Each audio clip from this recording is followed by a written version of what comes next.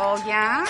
Yeah. Oh, you betcha, yeah. If it's made in Minnesota, who's making it and how? Yeah, you got that right. It's the Makers of Minnesota, focusing on the products and services uniquely made in Minnesota, and conversations with the makers, entrepreneurs, and innovators in Minnesota about how they conceived of their products and how they brought them to market. With Stephanie Hansen, it's the Makers of Minnesota. Hi, this is Stephanie Hansen, and I am here from the podcast Makers of Minnesota. This is our third episode, and I am so excited. I'm here with my friend Tracy Dyer. Hi, Tracy. Hi, Steph. How are you? I am so good, and I'm so glad to have you here today. You do two things that are very exciting for this particular podcast. You've got Urban Junket, which is your company, and then you also produce an event called Made in Minnesota. That is a women makers event. So I'm just thrilled to have you here today, and I can't wait to chat with you. Okay, thanks. Thanks for having me. Yeah. So let's talk first about you and your journey and your company, because I'm assuming that's what led you to Made in Minnesota. Am I correct about that? Yep, absolutely. Okay, so I did a little bit of research on amazing how the website works for that. I understand that you were working with the Geek Squad folks at Best Buy, and you're probably traveling, and you've got, when you travel, you have like bags. I used to have like a radio bag. I had a bag from my other company, so that when I was quickly running to a meeting, I would grab the right bag, plus my purse, plus if I had a computer. Tell me about your experience and why you started Urban Junket. Well, that's so funny because I actually still treat my life that way with lots of different bags. Do you have like them all packed and ready to go for that thing? Yeah. Yeah, especially when I travel. And I did travel a lot when I was working for Best Buy. We were launching the Geek Squad brand, and it was kind of an amazing experience. I used to say I had the best job at Best Buy at the time. It was very heavily funded, and it was fun and exciting. Yeah. And we were working on this new brand and, trying to get people to understand what it might be like to have Geek Squad agents come to people's homes for the first time ever. And we were really asking them a lot about, we were interviewing women in, I think, 15 markets around the country, like the top 15 Best Buy markets. And we were interviewing women, and we were asking them questions about their personal safety. So basically we were saying, like, would you ever be afraid to have a Geek Squad agent come to your house for fear of your own personal safety? That's interesting. Did people say yes? No. Because I was going to be like, that wouldn't even occur to me. Yeah, but as a retailer, we were used to people coming to our location. It was crowded and loud and exciting, and we never had to worry about that. I mean, there were certain liability issues, but we didn't have people necessarily going into people's homes like in this way. Yep. There was delivery of bigger products and things like that, but not in this way like repairmen do. Mm-hmm. And that's what we were hearing back, like, oh, plumbers come, electricians come. It's no big deal. Like, I don't feel like my personal safety's at risk. And that's really what we were trying to get at, was like, should we be targeting women? Should we be targeting men? Who's going to make these appointments? Who's going to schedule this kind of stuff? And they would say, so you think I'm going to be afraid of like a Geek Squad agent coming to my house? And I would basically nod my head and say, yeah, that's what we're wondering. And they're like, no, but why don't you guys have better laptop bags? Literally, it came up unaided in 10 cities in a row. And I was like, okay, guys, we have budgets and we have funding, and we can kind of do what we want with this innovation group at Best Buy right now. Yep. Let's make better laptop bags for women, because they're screaming for them, because we're talking about their personal safety and they're bringing up the ugly laptop bags. Yep. And it kept coming up over and over and over. And I was like, okay, this cannot be that hard. And I had the big suppliers that were supplying to Best Buy at the time come in and meet with me about, we need a line for women. We need a line that's especially targeted at women. And oh my God, 3 years later, I couldn't get anything but a modified diaper bag out of them. Seriously? It was insane. And I was like, I don't think you understand. We have 1,200 stores. We want to buy these for 1,200 stores. Can you just make this a priority and get it right? And I'm sure you were coaching them too on exactly what you wanted. I mean, if somebody said to you like, hey, I make this widget and we want to put it in 1,200 stores, wouldn't you like fall over to make your widget correctly? I would. And, twice. Yeah, right. I was like, we have 1,200 stores, and it was always a modified diaper bag. It would come back with like little lambs and ivy on it, and I was like, seriously, women don't want this. Like, look at what women carry. Look at your wife's purse. Make it a bigger. Yeah. Put a padded section in the middle, and it got to the point where I was literally pulling out like printer paper and sketching it, and I'm like, go back and make this bag out of leather, and bring it back to me. And like I was detailing the steps in this process, and I was like, well, if I'm going to do all this, I'm going to go figure out how to do it. So this is the part my family is in addiction. My parents were marriage counselors and were adult children of alcoholics and the whole gamut. So I was very familiar with your dad, Dr. Wayne Dyer, just from my experience with my own family. And I have known you for some time, and we haven't talked about your dad really at all. Yeah. But I was really touched when I read your website about the words that your dad said to you that made you decide to leave Best Buy, take that leap, and do it yourself. Can you tell me about that? Yes, but it might make me cry, That's so I okay. apologize. I'm still pretty sensitive about this one. Sure. I don't know if everybody knows, but my dad passed away almost a year ago, August 30th of last year. Very shocking heart attack that none of us were expecting. So, but I was sitting in an audience here in Minneapolis, and my dad said this often to people, and he said it to a lot of different people in my family. So it wasn't just me, but it was very poignant to me because I was sitting in this audience of, I don't know, 3,000 or 4,000 people here in the Twin Cities, and my dad was talking about his journey and how he started and left a career in counseling and guidance counseling and psychology, and was a PhD and had tenure and kind of Jumped off and took a big risk. Yeah. And he went and wrote Euronia Zones in 14 days. And he looked at me and said, Tracy, don't die with your music still in you. Again, it does make me cry. But it was really poignant. And I thought, I don't have to work in this as a cog in a big corporate place anymore. And it's absolutely nothing against Best Buy. I had the best job there. I loved it. I loved the people. I learned a ton. Well, I was going to say, in some respects, that experience, I think, helps you get the tools to get the courage to find that music within you and pursue the song, right? Yeah, absolutely. And if nothing else, I always say to people that like the corporate world teaches you the language you need. You learn how to say things, how to communicate things, how to get, buy-in from large groups of people. And, there's a little bit of political savvy involved in being in the corporate world. And you learn that. And that's helpful when you start your own company. Okay. So that's really good to hear because so many people have like good products, good ideas, but they can't quite get them to market. They can't quite get them to where they need to be taken seriously and get produced. And you have this idea, you're trying to get people to produce these products. They won't produce them. It's 2008. Your dad gives you the nudge and says, go get them, Tracy. Like, what did you literally do? How did you had written this bag, I'm assuming on a piece of paper. Did you know how to find suppliers? Like, how did you start? No, I really didn't. At the time, this was 2008. So it was kind of before the economy really tanked. And so I left Best Buy and I went to Italy for 2 months, and I did a little eat, pray, love kind of experience where I found a very small bag company and said, can you teach me how to make bags? Can you teach me what's involved in this? Show me how to do it, show me how it's sewn, teach me this. And I will help you get your products into the States. And that was kind of the arrangement. And so we started, I started with them and I learned. Okay, just back up 1 second. So you're not Italian. You don't speak Italian. You go to Italy. You walk into some place. Hey, what do you think was it that made them say yes to you? Because they don't know you from Adam. Yeah, it was a really weird synchronicity. I wish I would have written those details down because now they're a little foggy. Sure. In my memory, but the coincidences that happened that allowed that to happen, like I literally flew to Italy and was like, well, I'm just going to find some bag companies. And so I started in Florence and I went into some stores and said, where do they make these? And were you scared? Yes, I was scared. I was nervous. I was, I had a big job and benefits and all kinds of, it's the kind whole. of ballsy to just fly to another country But I often think to myself when I think about those situations, I think, would I like to be doing this in 5 years? And, I was doing great at Best Buy. I liked it. Yeah. And I was moving up the track and it would have been fine.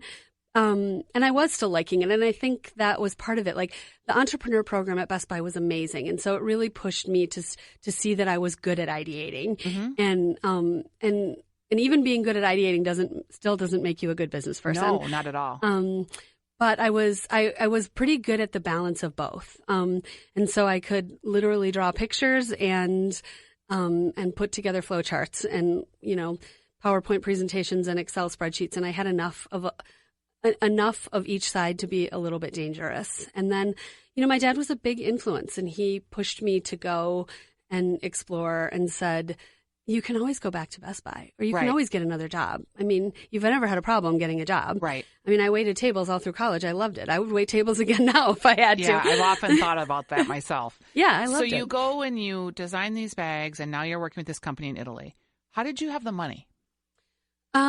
That was probably the biggest challenge, and still is. I mean, it's always, I have bankrolled this business myself. It's always been. Did you use like credit cards or friends of friends? Yeah, I used some credit cards. We got some business loans at first. Were they like small business loans, women business loans? Yep.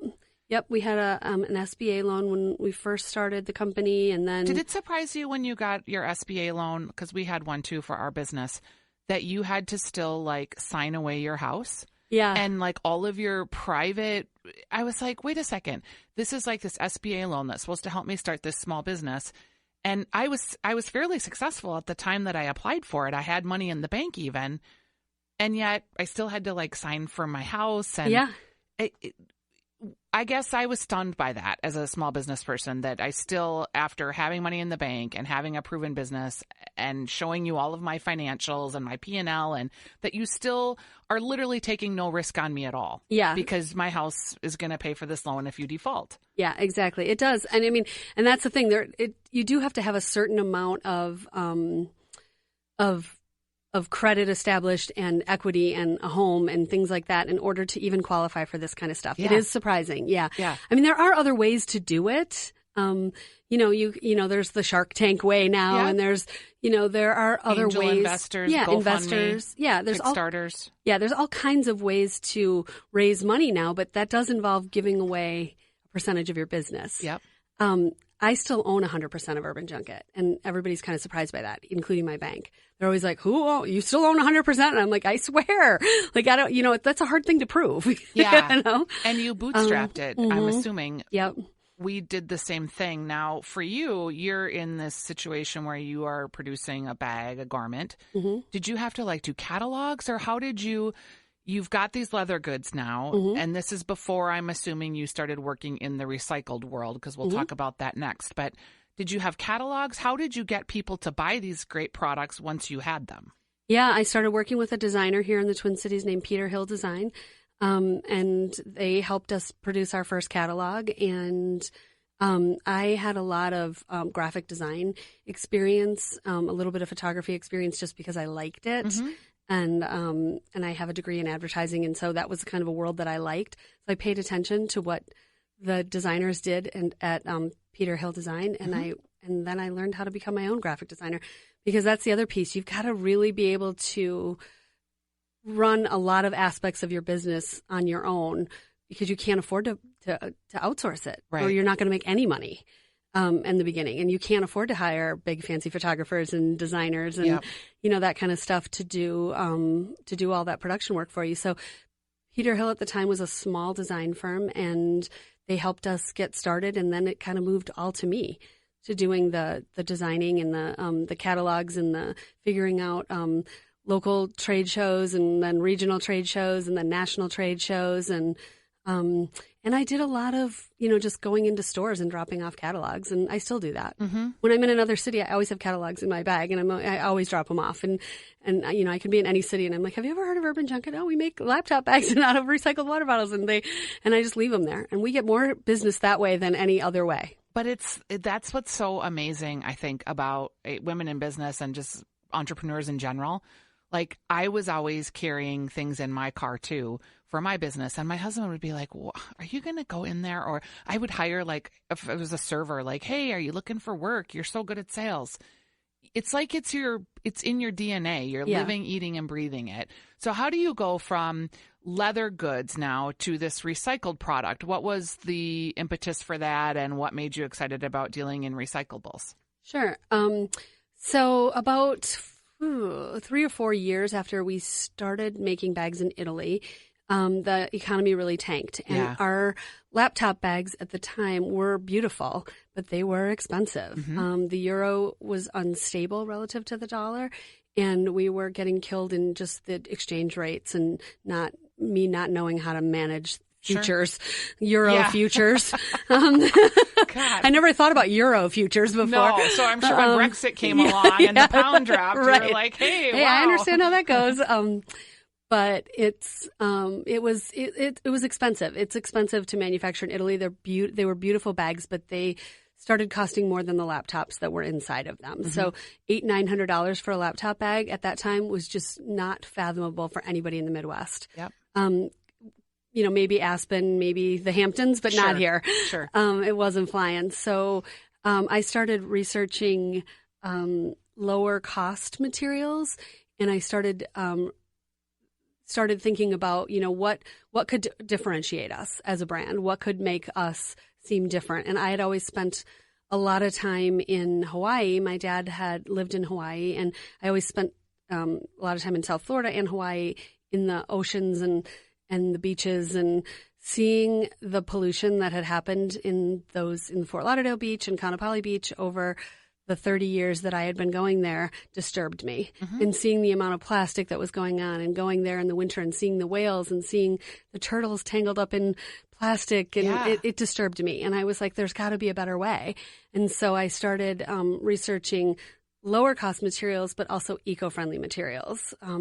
Leather, although beautiful, and I am not vegan or anything like that. Sure.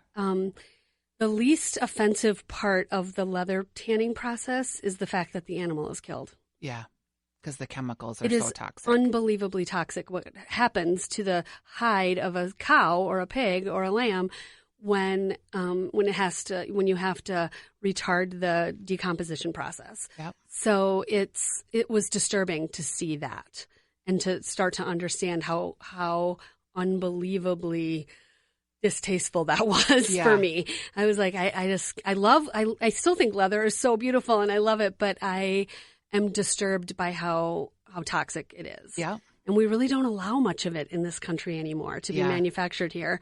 And it's predominantly Italy, China, and Mexico that are producing the world's leather now. And there's a reason for that. They're paying a price for it. And so I started researching eco-friendly materials, and I discovered at the time that it was just starting to develop a line of fabric called rPET, which is recycled plastic water bottles that is turned into fabric. So it basically behaves like a nylon, like a water-resistant nylon. It's not super desirable to wear it because it's hot. So unless it was a coat, you wouldn't want an rPET shirt. You'd be really sweaty in it. They make like fleece pullovers with it, though, don't they? They do. Yeah, they've turned it into fleece now too. They don't need to breathe as much necessarily, but they're warm. Yeah, so the material as for clothing fabric isn't super desirable, but it's great for bags because it's water resistant, it's stain resistant, it used to be plastic, it's super durable, and then it will decompose again. So it's about, our bags are made from an eco-friendly coated canvas, and then our lining fabric is all made from rPET, which is the recycled plastic water bottles, and it's about 75% recycled plastic and 25% cotton. So it softens it up so it's a little more pliable. Yeah. So when you went from this leather bag to these recycled bags, was, besides being a great marketing idea and lowering the price point of the bag, did that increase the interest because it was something new and different? It did. Yeah. It increased the interest from a press perspective. About that time, eco-friendly stores were starting to pop up around the country. So we were starting to get a lot of attention from those kinds of stores. Like here in the Twin Cities, Moss Envy is a great example. And we've sold to them for years. And so those kinds of gift stores and eco-friendly products were starting to really pop up. What surprised me is there still isn't an eco-friendly trade show or a green trade show. Oh, let's do one. Seriously, as somebody who produces things, there really isn't one. And there should be like Magic is a really big clothing retail show. Retail clothing show and shoe show and accessory show. And I'm always screaming at them, why don't you have an eco section? You need a green section. It's hard to stand out at Magic. And there's gift shows, but there's not a green show. And there's a lot of green stores now out there. And a lot of green products. Yeah. So So we started researching eco-friendly materials and kind of evolved the products from there. And So your price point now is lower, but the interest is maybe high. The cost of goods is lower. So from a managing the business perspective, were you able to like grow by X%, or did you have to step way back before you could grow again since the bags were so much less expensive? Because you probably had to sell what, 2 or 3 bags to make up for the one that you used to sell. Exactly. Yeah. It was a different kind of margin level to be dealing with. We're dealing with bigger volume, smaller margins. And it was a different, like all of the experience that we had working with the leather companies and the stores that carried our leather bags were no longer interested in our products. Right. It was, so those customers kind of went away with very few exceptions. I mean, there are a couple that stuck with us, but most of them were like, no, we're not, that's not our style, you know? And that's okay. It's you just kind of, you have to be willing to you had to reinvent yourself. Yeah. Again. Yeah. I mean, I knew a little bit more about how to do trade shows and how not to pay atrocious fees and like some of the tricks of the trade I knew. But yeah, we had to find new customers, and still we're finding our niche because we are recycled and green, and we're a little bit modern. Our styling is a little bit modern. And then 4 or 5 years ago, we added a portable power source to our bags. Let's talk about that. Yeah. So the Joey Charger. Yep. We have a Joey Charger in our bags. Did you see that somewhere? Someone else manufactures the Joey Charger. So you saw that, and then how did you think, gee, I need to put this in bags, and can you explain it to the listeners so they understand how it works? Yeah, absolutely. So our Joey portable charger is about a 0.5 ounces battery that is built into the wall of our bags, and it comes with a cord that plugs into the wall, and you just charge the Joey battery, and it's an extra battery source, and it will charge any device. So it's not brand or device specific. So phones, tablets, cameras, Bluetooth headsets, anything that takes USB power. Computers don't really take USB power yet. They give USB power. So if you plug a Joey into a computer, it'll pull power from it. But it's got a little smart microchip in it, so it knows if it's plugged into something that it can take power from, it will.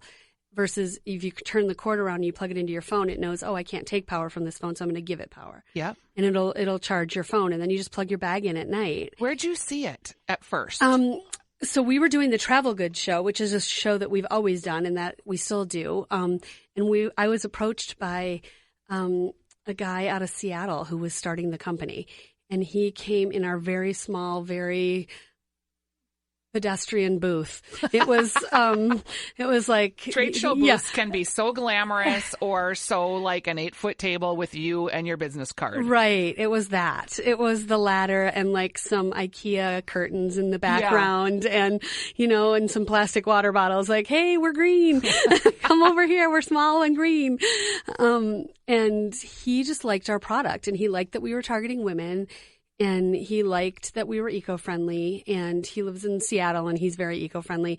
And he said, I'd really love to work with you.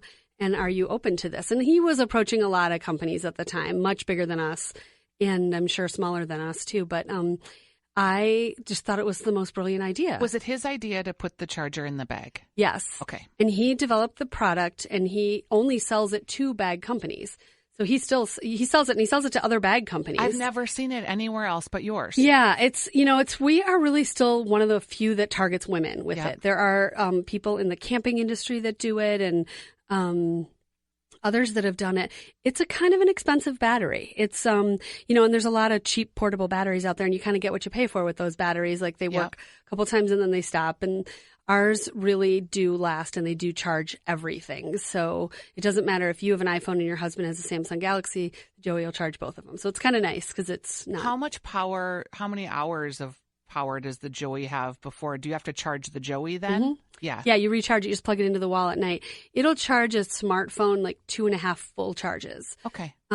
Before it needs to be recharged, or topping it off for about 7 days. I had a niece that traveled a lot in Africa, and she was in all these places where she didn't have charging mechanisms or the right power. I bought her one of your bags for Christmas, and she was like, this is the best thing ever. Yeah. Because she used her phone for computing. She used it for communicating, for pictures. And she was like, she was in the Peace Corps. And she said all these kids bought this bag, or their parents bought it for them probably, but because of this charging mechanism, for people that travel overseas, it's really handy. Yeah, and it works in any country. You can plug it into any wall currency and it works. We had some really interesting stories when the storms hit the East Coast a couple years ago. Yes, Hurricane Sandy. Yeah, when Sandy hit and it knocked out the power on the East Coast for so long.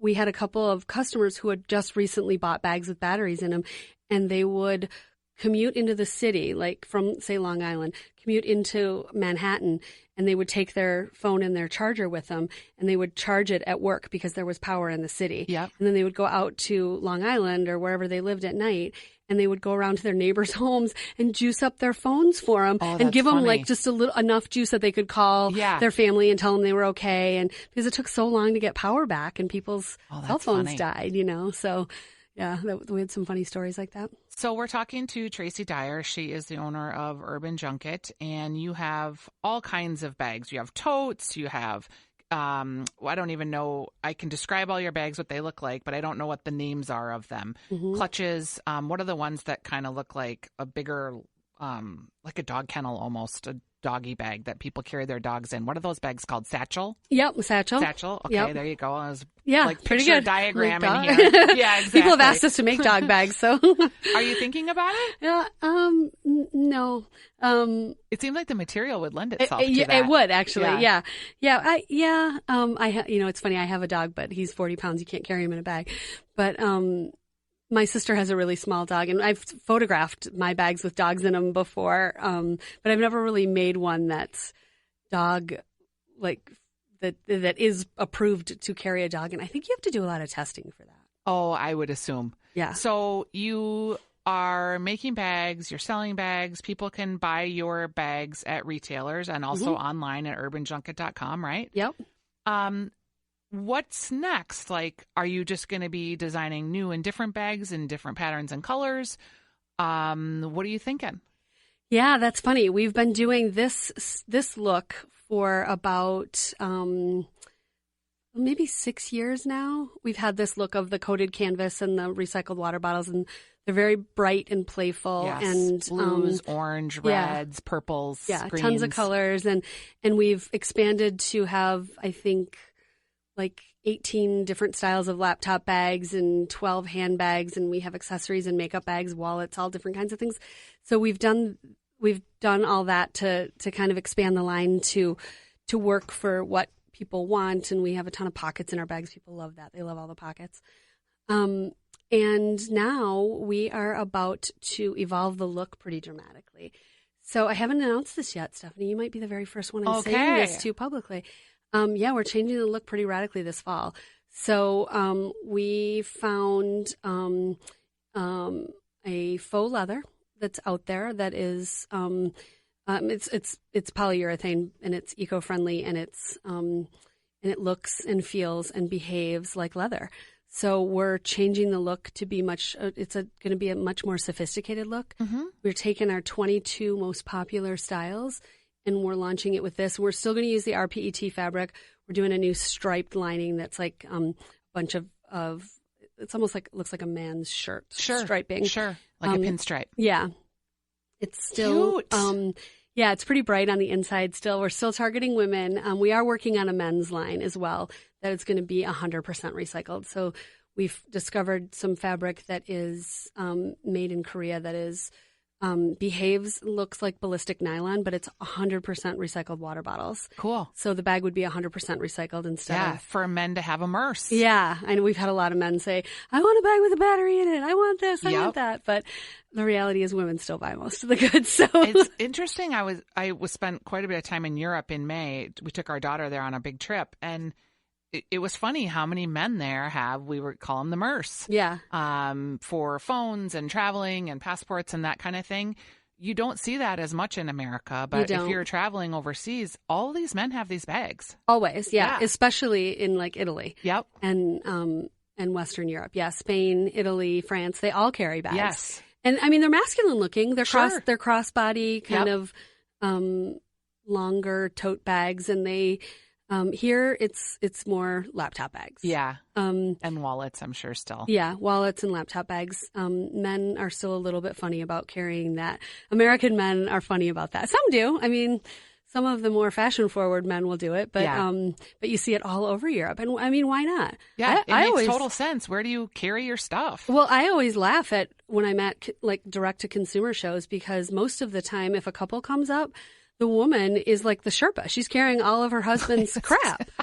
I'm always like the Sherpa is so right. She's the Sherpa. Totally. When I was the Sherpa all over Europe for my husband's stuff, my kids' stuff, we finally got her a crossbody bag because I was like, okay, you need to carry your own stuff here. This is not working for me. Yeah, my shoulders hurt from carrying. And I see it all the time. I'm like, women are carrying like they're, you know, if they have young kids, are carrying like Oreos and Trucks and Cheerios or whatever in there. And then they're carrying their husband's wallet, phone, keys. And, you know, I'm like, why are you the Sherpa? Why make him carry that bag? That's right. So in addition to running Urban Junket, which is, if that's not enough as a full-time job, you have how many employees at this point?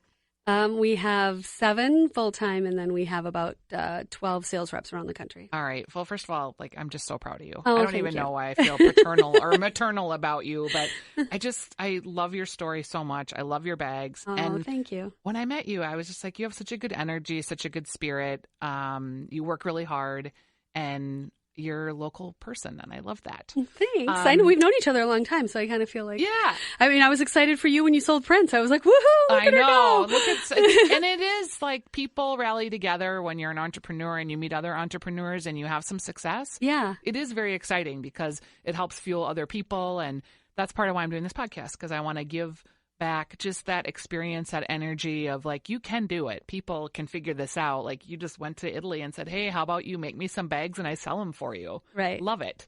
That same enthusiasm has made you the producer of Made in Minnesota. Tell our listeners what that is.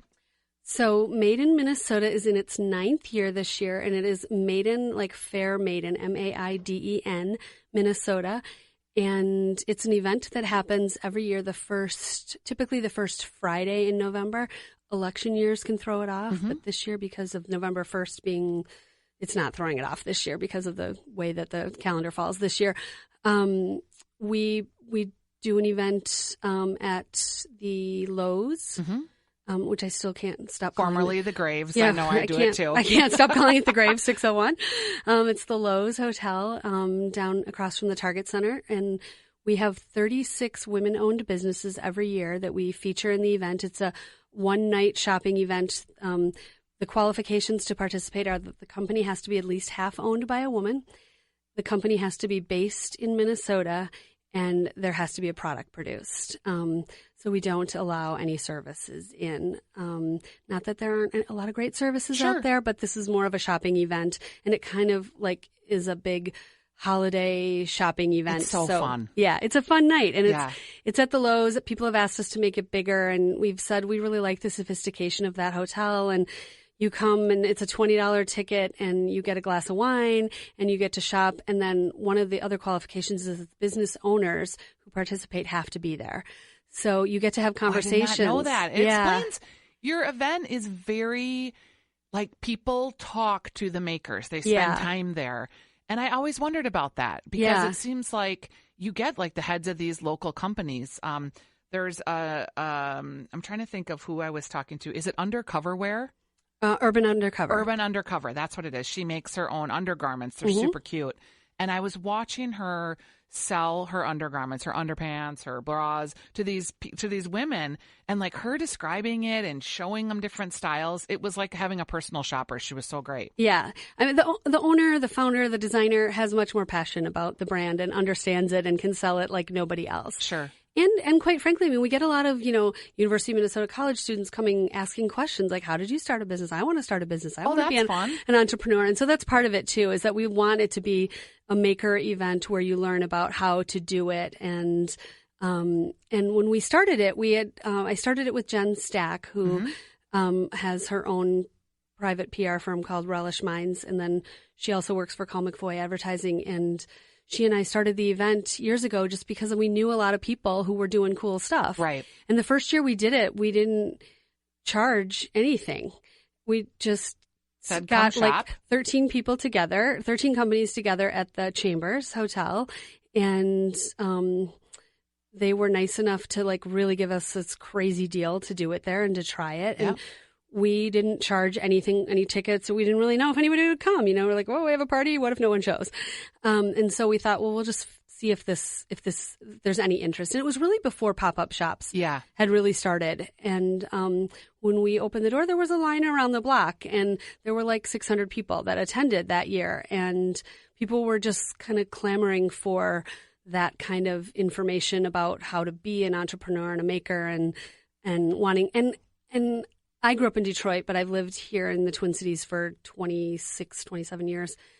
So I very much consider this home now, but I've never seen a market that supports its own like this market. That's so funny because Ever. Detroit is such an amazing maker market too. It is. And Detroit does support its own as well, Yeah. and is always, buy American first. But this is a city that I've never seen that in. Like, I mean, down to like the Minnesota connection on the news. It cracks me up. It Yeah. can be anything. But this city supports its own like nobody. Well, when I was doing research for this podcast, I was so shocked, like how many Minnesota made in magazines, Make It magazine, Make It Minnesota. Like there's a million Minnesota things. I was like, oh, this is going to be so fun. I'm going to have content for days. Oh my God. Days. You could have content for years. There's so many great companies here that and really do a great job of supporting each other and nurturing each other and helping. And So do you still have space in Made in Minnesota? If there were people out there that had products, how would they get in touch with you? yes, we do still have spots available for Made in Minnesota for this year. We'll make the first announcement on August 1st of Okay. the Maidens, but we do try to kind of keep some spots open for some new vendors and Yeah, things we'll like that. probably release this podcast right about that same time. Okay. So, so you can go to madeinminnesota.org. madeinminnesota.com. So it's MAIDEN, and then you can either spell out the word Minnesota or MN. Okay. .com. And the applications are on there and the qualifications and all of the details. And it's just a fun night of shopping and socializing, and people always buy more when they have a glass of wine. So we like to encourage that. Don't you know that's right? I have a few of your bags for that very reason. I know. I'm always like, Last the year I red was and like, the green. You should have I don't all. think I can buy one this year. So you charge $20, I think, for the ticket too, and you donate that to charities, right? We do. So every year or every 2 years we pick a new charity partner. So last year and this year, our charity partner is Dress for Success, and Such a great organization. Yeah, they are a great organization, and we like to switch the charity partner every 2 years because we feel like it brings visibility to the charity, and it brings kind of a new audience to Made in Minnesota as well. We give them 2 years as the charity partner because there's a big silent auction element to it. So all of the participants, on top of the fee to participate, have to donate $300 retail dollars worth of product to a silent auction. All of the silent auction proceeds go to the charity, and then $5 from the sale of every ticket goes directly to the charity. Excellent. And then we also do 200 gift bags. And so those gift bag tickets are sold for $30 instead of $20. So it's an extra $10 to get the gift bag. And that $10 goes to the charity as well. So we found a couple of good ways to make money for the charity so that it ends up being a win-win. And then the maidens make money, and everybody that sells there that night keeps all of their proceeds. And the charity makes money, and the charity has kind of a small booth at the entrance so that they can tell you about what they're doing, and if you want to volunteer or donate or. And Do it's not fun. bring clothing for Dress for Success. Does that happen? Yes, that does happen, and that's been a challenge. Like, don't show up to the hotel with clothing. They always do accept clothing, but you have to take it to their location Okay. over on University Avenue. I'm like, don't show up. Bring clothes Don't to the bring hotel. clothes. You need your hands free for shopping. Well, and then they have to haul it all out of there, and it's Yeah. kind of Well, thank you so much for being here today. I'm just really pleased to hear your story. One other just quick question. You are in a unique space in that social media has become such a huge piece of and lifestyle of retail and of clothing. How do you keep up in that environment in an Instagram world? Is it been something that's been helpful to you, or is it just like another layer onto your already busy existing life? It is. It's definitely a little bit of both. I mean, it is definitely a layer. It's work to keep up with social media and to come up with content. We're lucky because our bags cross into a lot of categories. So we play in the travel space, the green space, the technology space, and the fashion world.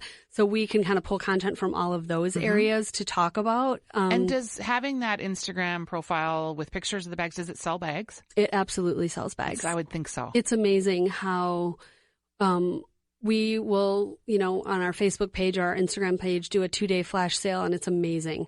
I mean, we can see, we put a code up only on Instagram, so we can tell where people got it from, and we encourage people to share it. We're not like trying to be stingy with the code. Yep. It's only on Instagram for 2 days, so here you go. Here's a flash sale code.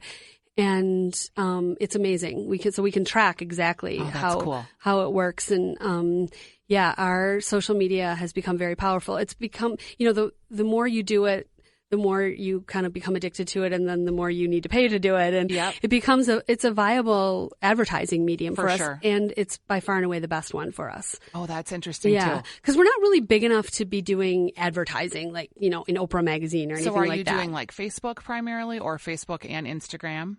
We do Facebook, Instagram, a little bit of Twitter. We're not great on Twitter, and then Pinterest. Okay. And are you doing Pinterest advertising? We do some Pinterest advertising. We do Pinterest buy buttons where our website is built on the Shopify platform, which is a partner with Pinterest. And so we have Pinterest buy buttons on Pinterest, and we do get cross traffic that way. I'm seeing more and more of that in your space, where Pinterest has always been great for looks and design ideas, and they're really trying to turn the corner on making it more of a purchasing vehicle. Yeah. Same with Instagram as well. Yeah. It's been interesting. I still think for us right now, Facebook is probably still the most powerful. Yeah, and it's weird.